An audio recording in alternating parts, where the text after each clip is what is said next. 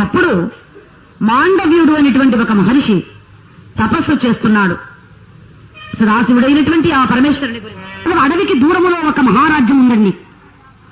ఆ రాజ్యంలో కొంతమంది దొంగలు ఆ రాజ్యంలో ఉన్నటువంటి ఆ యొక్క ధనాగారాన్ని దోచుకుని ఆ ధనాన్ని ఆ వస్తువులను తీసుకుని అరణ్యంలోకి పారిపోయి వస్తున్నారు. రాజభటులు తరుముకొస్తున్నారు. వీరు పోయి పోయి పోయి పోయి ఎక్కడికి వచ్చారండి? సరిగ్గా ఈ మాండవ్య మహర్షి తపస్సు చేస్తున్నటువంటి దగ్గరకు వచ్చారు.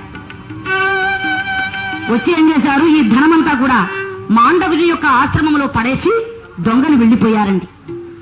అప్పుడు ఈ యొక్క భటులు వచ్చి ఈ మాండవ్యుడే పెద్ద గజ దొంగ అని తీసుకుపోయి అడిగినా సరే మాట్లాడకపోయేసరికి కొరత శిక్ష వేశారండి. కొరత అంటే శూలాన్ని నాటి ఆ పైన అతన్ని కూర్చోబెట్టేయడం అనమాట. ఆ శూలం పృష్ఠంలోంచి లోపలికి వెళ్ళిపోతుంది అనమాట.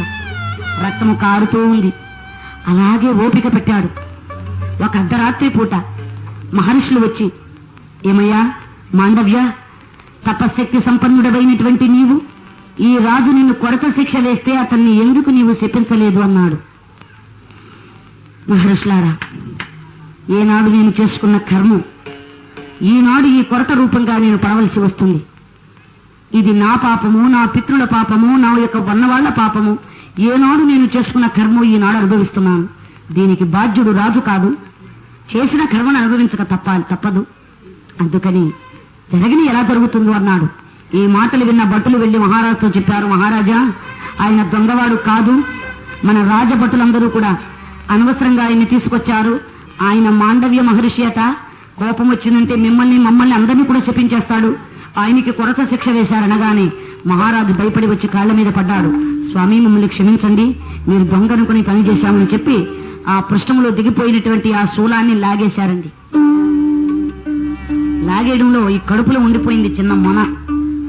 ఈ యొక్క శూలానికి ఉండే మొన, ఆ మొనను సంస్కృతంలో ఆణి అంటారు. ఆణి. ఈ యొక్క శూలము యొక్క మొన కడుపులో ఉండిపోయింది గనకనే అతనికి ఆణి మాండవ్యుడు అని పేరు. సరే మహారాజా, నువ్వు చేసిన పని ఏమీ లేదు, నీ కర్మ ఏదో చేశాను, అది అనుభవించాను, అదేదో నేను తెలుసుకుంటా అని చెప్పి యమలోకానికి వచ్చాడండి మాండవ్యుడు. మాండవ్య మహర్షులా? అవును యమధర్మరాజా. చాలా సంతోషం. రండి రండి, మహర్షులైనటువంటి మీరు మా యమలోకానికి రావడం మాకు చాలా ఆనందంగా ఉంది.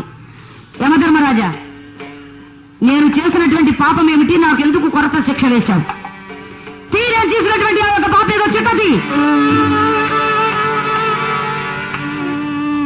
చిత్రగుప్త రారా బాబు, కొంప ములిగింది. తీ.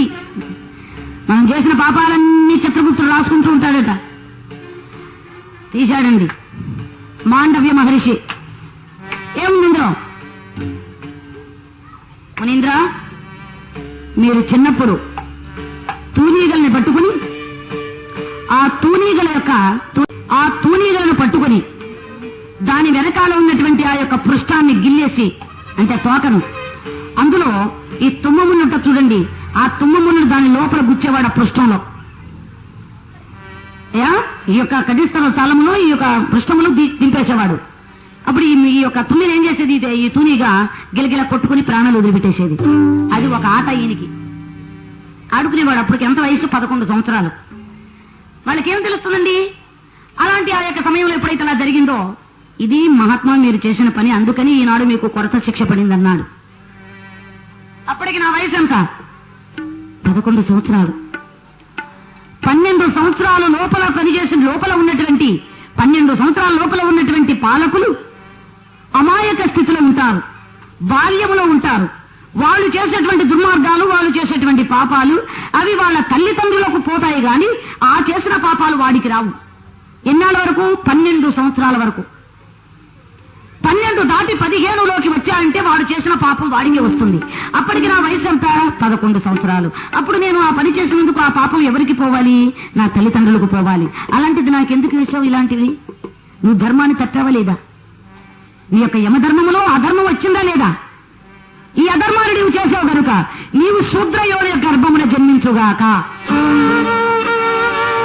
అంటే నీవు శూద్రుడవై పుట్టుగాక, శూద్ర స్త్రీ యొక్క గర్భంలో నీవు జన్మించుగాక అని చెప్పేసి మునీంద్ర. అంటే 11 సంవత్సరాలు చేసినటువంటి పొరపాటును నాకు రాసావు, నాకు కొరత శిక్ష వేశావు. అధర్మాన్ని పని చేశావు, ధర్మము తప్పావు గనక నీవు స్తోత్ర స్త్రీ కడుపులో నీవు పుట్టుగాక అని చెప్పి శపించాడు. అందుకే ఆ మాండవ్యుడిచ్చిన శాప కారణము చేతని ఈ యొక్క యమధర్మరాజు తన అంశతో ఈ యొక్క విదురుడు పుట్టాడండి దాసీ గర్భములు. ఆ యొక్క మాండవ్యుని యొక్క చరిత్ర, విదురుని యొక్క చరిత్ర, యమధర్మరాజు అంశతో పుట్టినటువంటి వాడే విదురుడు. మొత్తం మీద ఎలాగైతే అంబిక కడుపులో ధృతరాష్ట్రుడు, అంబాలిక కడుపులో పాండురాజు, దాసీ గర్భములో విదురుడు ముగ్గురు పుట్టారు. ముగ్గురిని పెంచి పెద్దవాణ్ణి చేశాడు భీష్ముల వారు. దినదిన ప్రవర్ధమానమే పెరుగుతున్నారు. ఇక ముగ్గురిని కూడా యువరాజ పట్టాభిషేకం చేశారండి. ఎలాగా? ధృతరాష్ట్ర మహారాజుని రాజుగా ఉంచాడు, పరిపాలన చేయడానికి పాండురాజుని పెట్టాడు, మంత్రిగా విదురుని పెట్టాడండి. ఈ ప్రకారంగా రాజ్యం జరుగుతూ ఉన్నది.